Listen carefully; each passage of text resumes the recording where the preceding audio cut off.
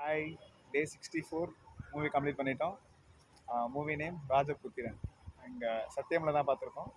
Show timing பார்த்தீங்கன்னா 4:35 PM. Hi. Day 64 movie complete பண்ணிட்டோம்.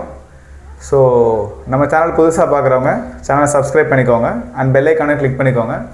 So that நம்ம அப்லோட் பண்ணுற எல்லா வீடியோவுமே வந்து உங்களுக்கு ரெகுலராக வந்துகிட்டே இருக்கும். அண்டு நம்ம சேனலில் பார்த்தீங்கன்னா ஒரு சேலஞ்ச் பண்ணிகிட்ருக்கோம். 365 days 365 மூவி சேலஞ்ச் தான் அது. ஸோ 365 நாளும் டெய்லி ஒரு மூவி வந்து ஒரு தேட்டரில் நம்ம வந்து பார்ப்போம். ஸோ அந்த லைனில் இன்றைக்கி 64th மூவியாக ராஜபுத்திரன் அப்படின்ற மூவி வந்து நம்ம பார்த்துருக்கோம். ஸோ அந்த மூவியோட ரிவ்யூவை தான் இந்த வீடியோவில் நம்ம பார்க்க போகிறோம். ராஜபுத்திரன் இவர் வந்து வெற்றி அவர் நடிச்சிருக்காரு. ஸோ ஆல்ரெடி வந்து ஒரு 2-3 படங்கள் வந்து நடிச்சிருக்காரு. ஸோ அண்டு பிரபு சார் வந்து அவருக்கு அப்பாவாக பண்ணியிருக்காரு. ஸோ இது வந்து ஒரு அப்பா பையன் அவங்க 2 பேருக்கான ஒரு மூவி தான். இப்போ வந்து பிரபு சாருக்கு வந்து பையன் பிறகுது. அவர் பிறந்ததும் இவர் வந்து அந்த குழந்தைக்கு வந்து ரொம்ப செல்லமாக வளர்க்குறாரு. எப்படின்னா ஸ்கூலில் வந்து அவர் ஸ்கூலில் சார் அடித்தா கூட இவர் போய் திருப்பி சாரே அடிச்சுட்டு இனிமேல் ஸ்கூலுக்கே போவேணான்ற மாதிரி கூப்பிட்டு வந்துடுறாரு. ஸோ அந்த மாதிரி வந்து பையன் மேலே வந்து பாசமாக இருக்கார். அதே மாதிரி வந்து அவர் வளர்ந்துடுறாரு. வளர்ந்ததுக்கப்புறமும் அவர் எந்த வேலைக்கும் போகக்கூடாது, அவர் யார்கிட்டையும் வேலை செய்யக்கூடாது அப்படின்ற மாதிரி ஒரு தாட்டில் இவர் இருக்கார்.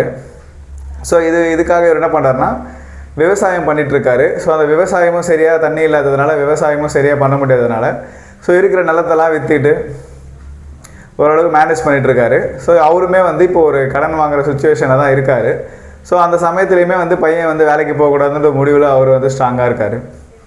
ஸோ இப்போ இவர் பையனுக்கு என்னென்னா அப்பா வந்து இவ்வளோ கஷ்டப்படுறாரு. ஸோ நம்ம அப்பாவுக்கு ஏதாவது நம்ம ஹெல்ப் பண்ணோம், அவருக்கு தெரியாமல் நம்ம வந்து வேலைக்கு போகணுன்னு அவர் ஒரு ட்ரை பண்ணுறாரு. இப்படி நடந்துகிட்டு இருக்கிற டைமில் மீன்வைல் வந்து வில்லன் கேங்கை காட்டுறாங்க. ஸோ அவங்க என்ன பண்ணுறாங்கன்னா வெளிநாட்டிலேருந்து இந்தியாவுக்கு பணம் அனுப்புகிற ஒருத்தரும் அவங்க வீட்டுக்கு பணம் அனுப்புவாங்க. ஸோ அந்த பணத்தெல்லாம் வந்து இவங்க வந்து பிளாக் மணிலாம் ஒயிட் மணியாக மாற்றுறாங்க. ஸோ இதான் வந்து அவங்க பண்ணிகிட்ருக்காது. இது நடக்கிற பீரியட் பார்த்திங்கன்னா ஒரு 1991 அந்த மாதிரி 1990 ஸ்டார்டிங்கில் காட்டுறாங்க. இப்போ கரண்ட்டாக நடக்கிற கதையை வந்து அந்த டைமில் நடக்கிற மாதிரி காட்டுறாங்க. ஸோ இவர் இருக்கிற இப்போது வில்லன் வந்து ஒருத்தர் இருக்கார் லிங்கான்னு சொல்லிட்டு. ஸோ அவர் இருக்கிற ஏரியாவில் தான் வந்து இந்த பிஸ்னஸ் வந்து ரொம்ப நல்லா நடக்குது. ஏன்னா அந்த ஊரில் இருக்கவங்க தான் நிறைய பேர் வெளிநாட்டிலேருந்து பணம் அனுப்புகிறாங்கன்றதால அவர் நிறைய ஆளுங்களை வச்சுட்டு ஸோ அவர் வந்து இப்போ இருக்கிற மற்ற காம்படிட்டரை விட இவர் வந்து ஒரு ஃபஸ்ட்டு பிளேஸில் இருக்க மாதிரி ரொம்ப பவர்ஃபுல்லாக இருக்க மாதிரி அவரை காட்டுறாங்க. அவர் இடத்துக்கு வரணும்னு சொல்லிட்டு அதே பிஸ்னஸ் பண்ணிகிட்ருக்க இன்னொருத்தர் வேறு ஏரியாவில் பண்ணிகிட்ருக்க இன்னொருத்தருக்கு வந்து அவர் மேலே ஒரு பொறாமை வருது. ஸோ அவர் எப்படியாச்சும் காலி பண்ணணும்னு சொல்லிட்டு அவர் சில விஷயங்களை வந்து ட்ரை பண்ணுறாரு. இப்படி இவரை காட்டி முடிச்சதும் இப்போ ஹீரோ வந்து இந்த வேலைக்கு தான் இப்போ போக போகிறாரு. இப்போ அவங்க பண்ணிகிட்ருக்க அந்த பிளாக் மணியை ஒயிட் மணியாக மாற்றுற வேலைக்கு. ஸோ ஹீரோ வந்து அவர் வந்து ஒரு வேலை ஆளாக வந்து அந்த இடத்துக்கு போகிறாரு அவர் ஃப்ரெண்டு மூலயமா. ஸோ அவங்க அப்பாவுக்கு தெரியாமல் இந்த வேலையை பண்ணிகிட்ருக்காரு. மீன்வைல் வந்து ஹீரோயினும் காட்டுறாங்க. ஸோ ஹீரோயினுக்கும் ஹீரோக்கும் ஒரு பிரச்சனையாகுது. ஸோ ஹீரோயினும் வந்து அவரோட அப்பாவும் வந்து வெளிநாட்டில் இருக்காங்க. ஸோ அது மூலயமா இவங்க சந்திக்கிறதுக்கு சில வாய்ப்புகள் கிடைக்குது. அண்ட் ஆல்ரெடி அவங்க கடன் வாங்கியிருக்கிறதுனால ஸோ கடன் வாங்கினவர் வந்து திருப்பி அவங்க வீட்டில் பிரச்சனை பண்ணுறாங்க. ஹீரோயினை காப்பாற்ற ஹீரோ போகிறாரு. ஸோ இந்த வேலையில் செஞ்சிட்ருக்கார்ல ஹீரோ. ஸோ அதில் வந்து அந்த காசையும் திருடிடுறாங்க. அது ஒரு பிரச்சனை ஆகிடுது. ஸோ அவரை காப்பாற்றுறதுக்கு ஹீரோவோட அப்பா போகிறாரு. ஸோ ஹீரோவோட அப்பாவை காப்பாற்றுறதுக்கு ஹீரோ ட்ரை பண்ணுறாரு. இப்படி மாற்றி 3 பேரும் மாற்றி காப்பாற்றிக்கிறாங்க. ஸோ நம்மளை தான் காப்பாற்றுறதுக்கு யாரும் இல்லை. ஏன்னா வந்து இதுதான் கதை. பட் வந்து ஸ்க்ரீன் பிளேலாம் பார்த்தீங்கன்னா ரொம்ப வந்து பீரியட் காட்டுறது 1991 மாதிரி காட்டுறாங்க. பட் வந்து படமுமே அப்போ எடுத்த படம் மாதிரி தான் இருக்குது. ஸோ இப்போ கரண்ட்டாக எடுத்த மாதிரி இல்லை. அந்த மாதிரி வந்து ரொம்ப ஒரு சீனையும் லென்த்தாக எடுத்து வச்சுருக்காங்க. ஸோ இந்த அப்பா பையன் பாசன்ற சீனே வந்து ஒரு படம் ஃபுல்லாக பாதி சீன் வந்து அதே காட்டுறாங்க. மற்றபடி வந்து ப்ரொடக்டிவாக எந்த வேலையும் செய்ய மாட்றாங்க. ஒரு சீனை வந்து இன்ட்ரெஸ்டிங்காக கொண்டு போக மாட்றாங்க. இவங்க அதை பேசிக்கிறதே தான் படமாக காட்டுறாங்க. ஸோ இன்டர்வலுக்கு அப்புறம் ஒரு சீன் வந்து இவங்க அந்த இவருக்குள்ளேயே அந்த லிங்கான ஒரு வில்லன் இருக்கார்ல அவருக்குள்ளேயே வந்து ட்விஸ்ட்டு நடக்குது. ஸோ அவங்க எடுத்துகிட்டு போகிற பணத்தை திருடுற மாதிரி ஒரு சீனை கொஞ்சம் எடுத்துகிட்டு வந்தாங்க. சரி ஓகே இதை கொஞ்சம் இன்ட்ரெஸ்டிங்காக எடுத்துகிட்டு போய் கிளைமேக்ஸ் வரைக்கும் இந்த கதையை எடுத்துகிட்டு போவாங்கன்னு பார்த்தா அதை ஒரு 10 நிமிஷம் நல்லா பரபரப்பாக காமிச்சாங்க. அவ்வளோதான். அதுக்கப்புறம் டோட்டலாக அந்த கதையை மூடிட்டு மறுபடியும் இவங்க பழையபடி அப்பாக்காக பையன் போகிறது, ஹீரோயினுக்காக ஹீரோ போகிறது, இப்படியே இதே சீனே மாற்றி பண்ணுறாங்க. ஒரு கட்டத்தில் ஹீரோ வந்து இங்கே இருந்தால் நம்ம உருப்பிட முடியாது, வெளிநாட்டுக்கு போயிடலாம் அப்படின்னு சொல்லிட்டு அவர் ஃப்ரெண்டு மூலயமா வெளிநாட்டுக்கு போக ட்ரை பண்ணுறாரு. ஸோ இங்கே எந்த வேலையும் செய்ய வேணான்ற ஒரு அப்பா வந்து இப்போ ஒரு வெளிநாட்டுக்கு போக எப்படி ஒத்துக்குவார் அப்படின்ற மாதிரி ஒரு சீன் காட்டுறாங்க. பட் அவங்க எங்கே போனால் என்னன்ற மாதிரி தான் நமக்கு இருக்குது. எந்த சீனுமே நமக்கு வந்து கனெக்ட் ஆகலை.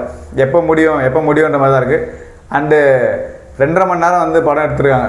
2 hour 2 hours 19 minutes வருது ரன் டைமே. ஸோ இந்த கதைக்கு இவ்வளோ பெரிய இது தேவையே இல்லை.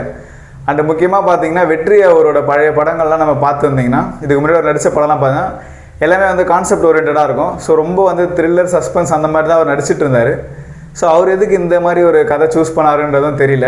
அண்ட் பிரபு சாருமே வந்து எப்படி இதை எடுத்துக்கிட்டாருன்றது தெரியல. பட் அவரோட போர்ஷனை வந்து அவர் நல்லா சூப்பராக பண்ணியிருக்காரு. ஸோ பிரபு சாருக்கு என்ன கொடுத்துருக்காங்களோ ஸோ அந்த கேரக்டர் வந்து அவர் கரெக்டாக பண்ணியிருக்காரு. எல்லா சீனுமே வந்து அதுக்கேற்ற மாதிரி எமோஷன் சீனாக இருக்கட்டும், அதே மாதிரி வந்து ஒரு கொஞ்சம் ஃபன்னியாக பண்ணுற சீனாக இருக்கட்டும், இன்னசென்ட்டாக நடிக்கிறதாகட்டும், எல்லாமே வந்து ஒரு பக்காவாக பண்ணியிருக்காரு.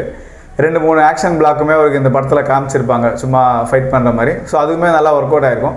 மற்றபடி வந்து கதைன்னு பார்த்தா மெயினாக கதை வந்து சுத்தமாக வந்து எதுவுமே இல்லை. இந்த ஒரே கான்செப்டை வச்சு பண்ணிகிட்ருக்காங்க.